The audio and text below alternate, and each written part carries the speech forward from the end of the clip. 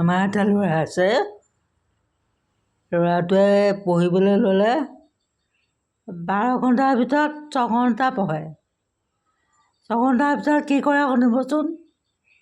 প্ৰথমে কিতাপখন মোকোলাই ল'ব, লৈ পেলাই পানী খাবলৈ যাব, আকৌ পানী খাই আহিব, আহি পেলাই আকৌ পেচাব কৰিবলৈ যাব, আকৌ পেচাব কৰি আহিব, আহি পেলাই আকৌ লেট্ৰিন কৰিব যাব, আকৌ লেট্ৰিন কৰি আহিব, আহি পেলাই মাকক ক'ব, এই মা ভোক লাগিছে।